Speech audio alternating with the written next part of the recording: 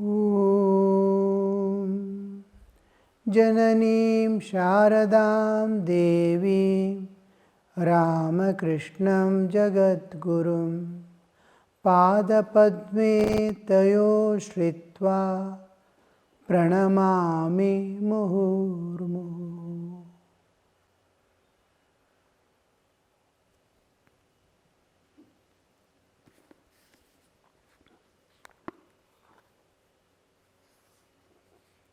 We were contemplating on the song that Ramlal and a Brahmin official are singing at the bidding of Sri Ramakrishna. First, a small bhajan they sang. After that, the second is continuing. This is regarding the Lord Sri Krishna.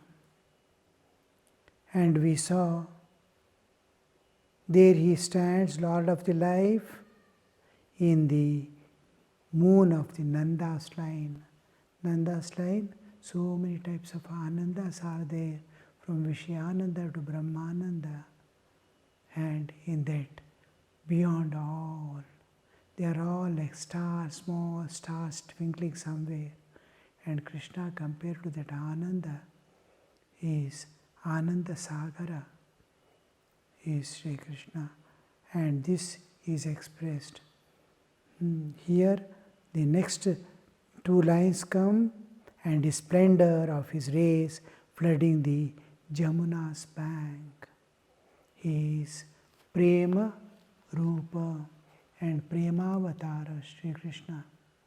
We saw the Jamuna term is being used referring to a particular river, and in Hindu concepts, every river represents everything which is being worshipped.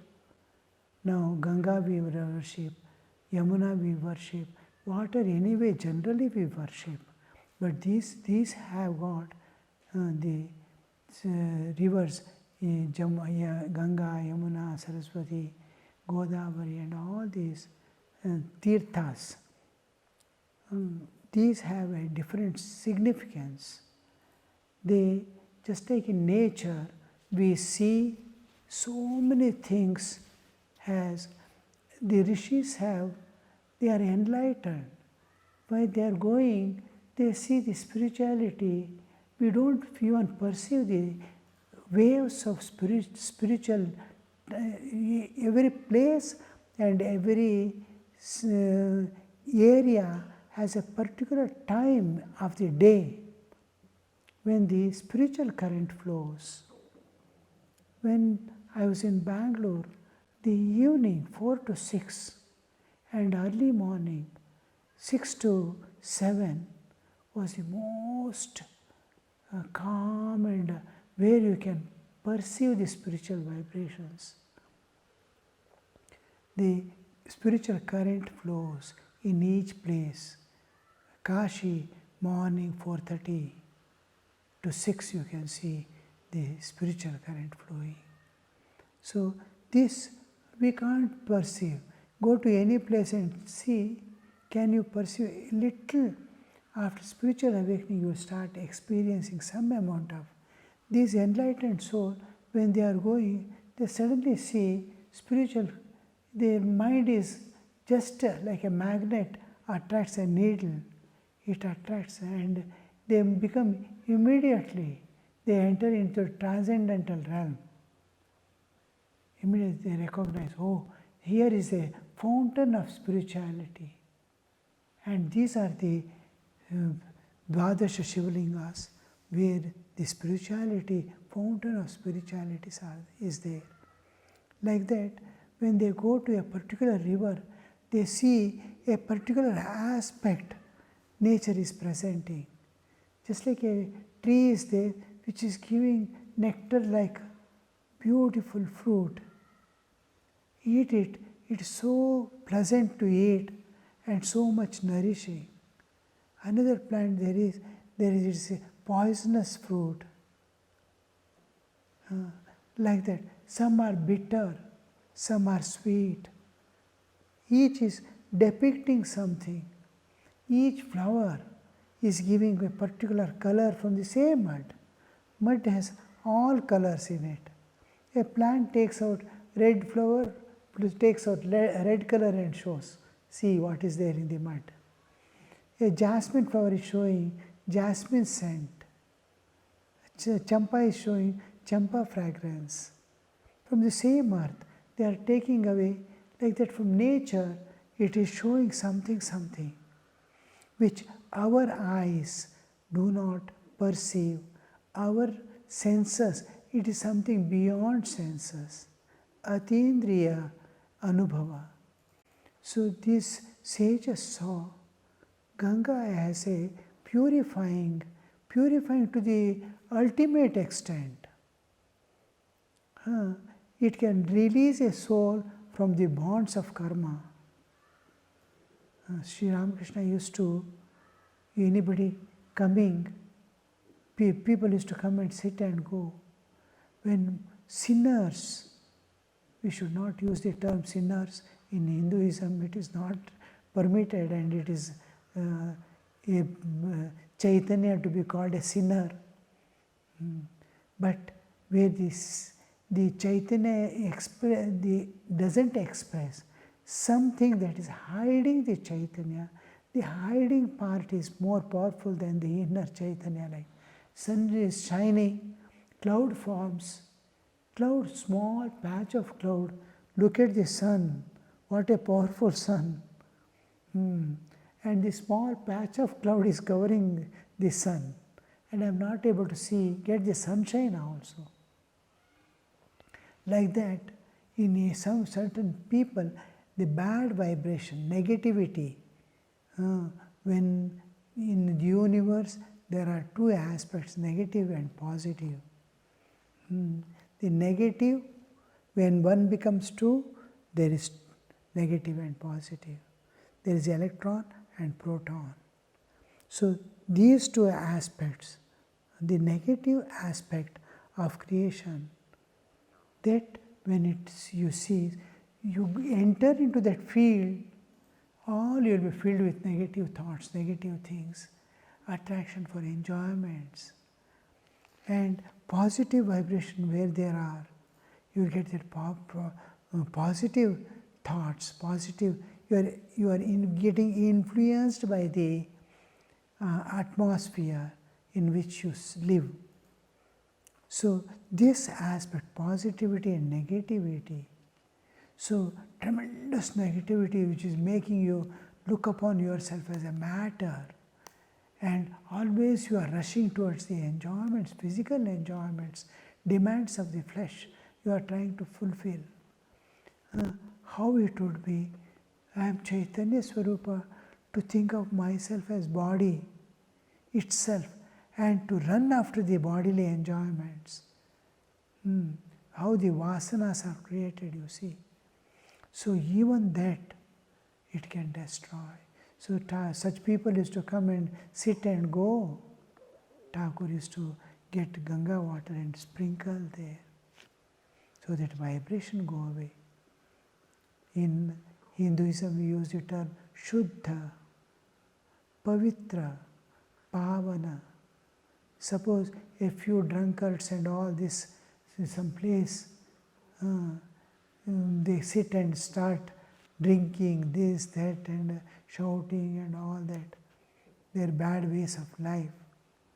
After they are going, suppose there is a place where people used to sit in the evening and do bhajans or talk, or we Indians go around the Ashwatha temple.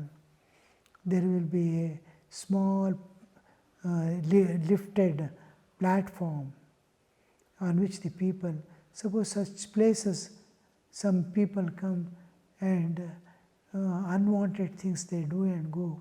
Next day they come to bow down, they see, what is this? This, who has done this? What they can do now? They can clean it. All the things they have left over, fallen there, everything they will take out and wash it with water it has become Shuddha. But the vibrations do not go. If you go, everything is Shuddha. If you go and sit, your mind will start thinking of something. And there you see, once you sit there and start doing bhajans, like Sri Ramakrishna's time, when bhajans, the people used to sing, the singers used to come, groups used to come, and they will do the kirtan. After kirtan, when they go, Sri Ramakrishna used to take the dust of that place and place on his own head. That pavitrata, when people come and sit and start singing the bhajans of kirtanas of God, all that becomes from Shuddha to Pavitra. All the bad vibrations have gone and positive forces, positive vibrations have come.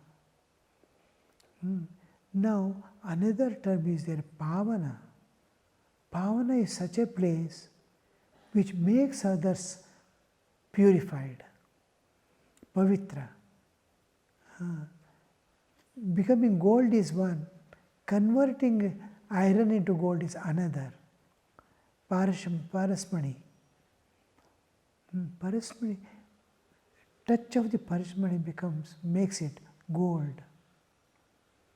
So iron has become gold, it is gold, but there is a thing which makes the gold, iron gold. That is called Pavana, which imparts pavitrata to a thing is called Pavana. So this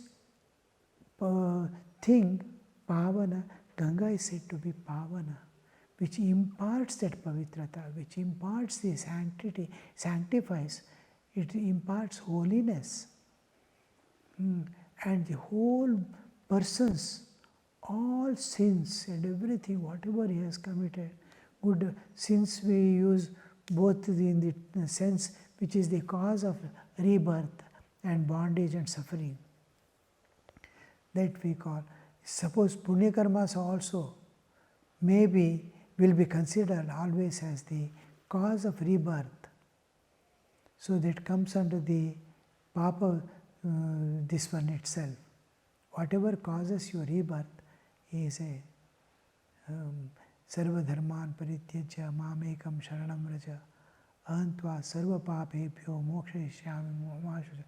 There sarva papa means it is not only the papa sin, it is the whatever all types of karma which is cause of next births after births, or of again ignorance and suffering, bondage, all that is removed. So the capacity of the Ganga is to purify in every aspect of that jiva.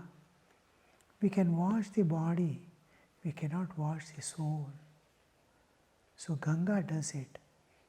Ganga Jala and Vrindavan Raja and Puri Jagannath Prasad, Anna Prasad are considered alaukika. Sri Ramakrishna used to tell these three do not belong to this realm of relative existence, this creation, Srishti. It is beyond Srishti. So Ganga is considered. So Rishi Munis have shown, has seen it as the how they recognize, how they identify, how they give the thing. Similarly, when we come to Krishna's time, the most important avatara in the Hindu concept, Hindu tradition, Krishna's, is Prema Avatara, love. Love is flow of the Atman. Love and time doesn't come within the creation. The 24 cosmic principles, Pancha Jnanendriya, Pancha Karmendriya, Pancha Prana, Buddhi, Manas, all these 24 cosmic principles with Pancha Mahabhutas, they don't, the Prema and Kala doesn't come under this. Kala appears with creation, dissolves with creation. Prema is from the heart Atman is flowing out as if it is the expression of Chaitanya. The Atma Jnana, after you get the Atma as if it is flowing out. It is manifestation of the Chaitanya. It is manifestation of the Atman. It is flow of the Atman is love. Love is absolutely pure, belonging to the transcendental realm. What you see, love. But when it is focused, anybody on any person or anything, it immediately closes its vent and becomes small. Small drops of love. I love my child. Small drop of the ocean of love is coming out. And that love doesn't reach the object also.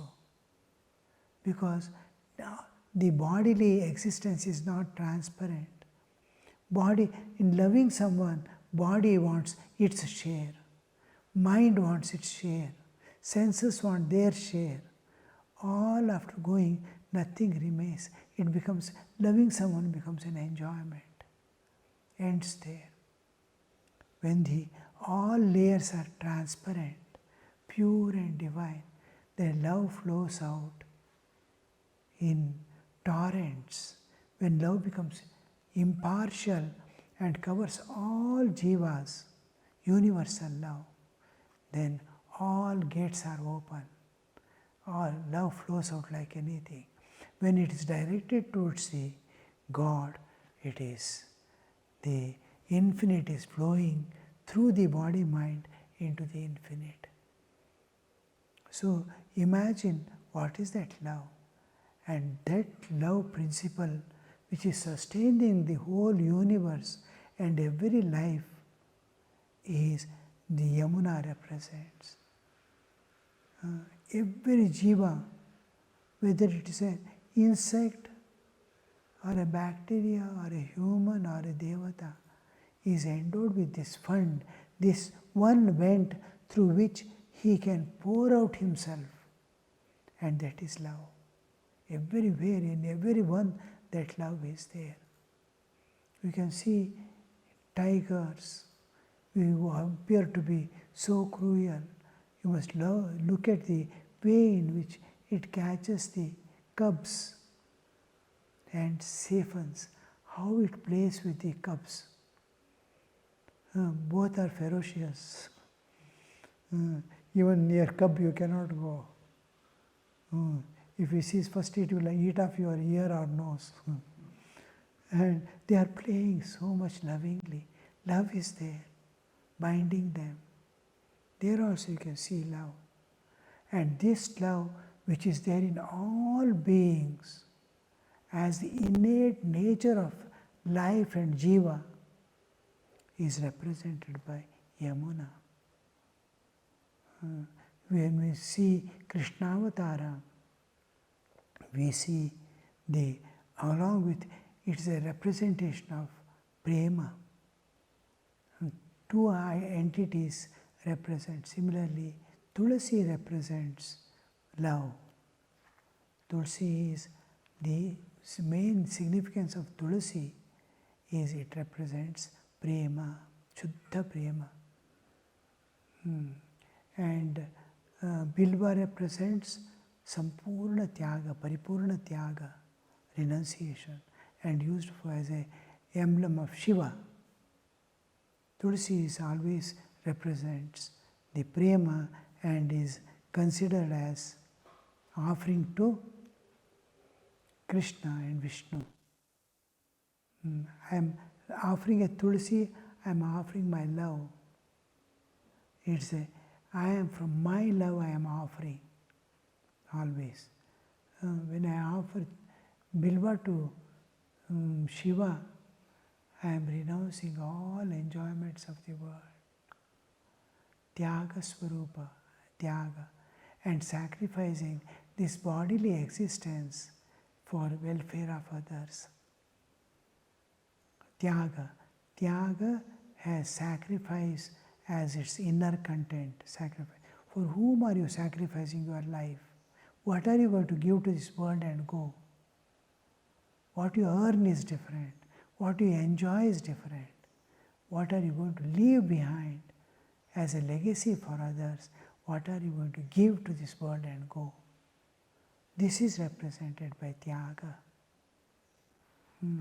So, Prema is one aspect of existence. Tyaga, sacrifice. The whole universe is standing on these two principles, Prema and Tyaga. So, Tulsi, just like Tulsi, Yamuna represents the constantly flowing love, endless love of God. We all have individual love, which is a part of the cosmic love. God loving man is different from man loving God. So God's love eternally flowing in the universe, taking care of every jiva, is represented by Yamuna. So here the term Yamuna, flooding the Yamuna's bank, his splendor. We saw in the last class Brahmavarchas. When an enlightened soul moves in the world, he radiates the Brahmavarchas, the light of the Brahman as if it is moving about. And when you see the splendor of Avatara, how it could be, and that splendor is flooding the Yamuna's bank, just like moonlight, you can see flooding the whole area. I was in Shamlatar for some time, and I used to come out and see in the moonlit full moon day nights, all peaks of the mountains filled with ice, snow, shining beautifully in that moonlight. And when we are on the heights of a small hillock, look around, the trees and plants and things will be so beautiful in that moonlight, full moonlight. No Sharaschandra, no cloud, no darkness of any type, everything flooded with moonlight. It looks like a dream world, beautiful, so much pleasant. It fills your heart with love for nature. You endear nature. So like that, Jamuna's blank flooding, Krishna is there means you see when the Mutt, when Belur Mutt, when Brahmanandaji was not there, or when Brahmanandaji was there in Kashi or some other place. Here also, Bhuneshwar, Brahmanandaji stayed. Brahmanandaji is there in the ashrama. Itself, nobody has seen Brahmanandaji. They are not meeting, but Ananda is there. Some kind of freedom, some kind of release, some kind of... he is not there. It is like light has gone away. He stayed there in Kashi for some time, and how it was. Every moving people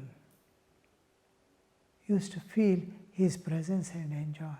Even the gardener, sweeper, oh, Maharaj is there, Maharaj is there.